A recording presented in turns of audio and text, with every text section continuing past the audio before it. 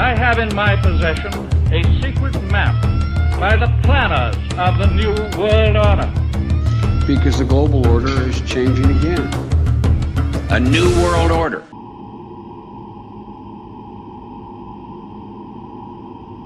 Moscow hosts Congress on multipolarity, as you can see linked up on Mark13News.com for February 29, 2024. But behind the Russian Federation are the Kenites on the multipolar end of the globalist spectrum, as opposed to the unipolarist Kenites, as nation continues to rise against nation, meaning the Kenite nation rising against itself through multipolar versus unipolar globalism. Multipolar propagandist Alexander Dugin, who some people call Putin's brain, gave a speech at the Congress on multipolarity where he said, according to an article published on March 1st, we, meaning Russia, are fighting in Ukraine not against Ukrainians but against the unipolar world, and it's the unipolarist Kenites who, for the most part, control the left-right paradigm symbolized by Ammon and Moab, which is really Stalinism and Trotskyism, with the multipolarist Kenites being in control of Edom, which means red. That's why you see Edom, Ammon, and Moab listed together throughout the Bible, covering both ends of the globalist spectrum, meaning multipolarity through Edom and unipolarity through Ammon and Moab. Remember, Moab burned the bones of the king of Edom into lime, as you can see in Amos chapter 2, verse 1, which was looking forward to the Bolshevik Revolution, orchestrated by Trotsky and financed from Wall Street by the same people that created the Federal Reserve System, as you can see documented in the book Wall Street and the Bolshevik Revolution by Anthony Sutton. And then in 1980, the GOP was taken over by the neocons, which are really Trotskyites, with the Democratic Party having been infiltrated by the Stalinists in 1933. And if you go back even further into the history of the left-right paradigm, it wasn't until Andrew Jackson became president that the Democratic Party came into being, and Andrew Jackson was the president that signed the Indian Removal Act into law in 1830, which is the same year the first trumpet began to sound when the four hidden dynasties began to be globalized. 1830 lines up with the hidden dynasty of education, as well as the fourth seal and the first vial. So then 411 as in information, but in this case misinformation. 1830 being when Joseph Henry's foundational research on the electromagnetic telegraph dates back to, according to the Smithsonian Institutional Archives, and from the electromagnetic telegraph came the telephone, radio, television, and finally the internet, whereby the Kenites plant the seed of the mark of the beast that will come to fruition in the foreheads of most Christians at 666 when Satan appears as the Antichrist. That's when Satan's image, as well as the images of his angels, will be transmitted onto all the smartphone, computer, and television screens because of the technology that began to be developed in 1830, which is also when the so-called rapture theory came into being through Margaret MacDonald in Scotland. Then in 1836, a group called the League of the Just was founded, which had its headquarters in Paris up until 1839, and the League of the Just was made up of the most extreme, chiefly proletariat elements of the secret Democratic Republican Outlaws League, according to Engels, who was the co-writer of the Communist Manifesto along with Karl Marx. In 1847, the League of the Just merged with the Communist Correspondence Committee to form the Communist League, which is who Marx and Engels wrote the Communist Manifesto for. And then in 1854, the GOP came into being, with the first Republican president being sworn into office in 1861. And during that time, the Kenites were able to control the narrative and shape public opinion more and more through propaganda, with the Associated Press being founded in 1846, while Reuters was established in 1851, all part of the hidden dynasty of education. Then in 1913, the second trumpet began to sound, which lines up with the hidden dynasty of economics, 1913 being when the Federal Reserve System came into being, followed by World War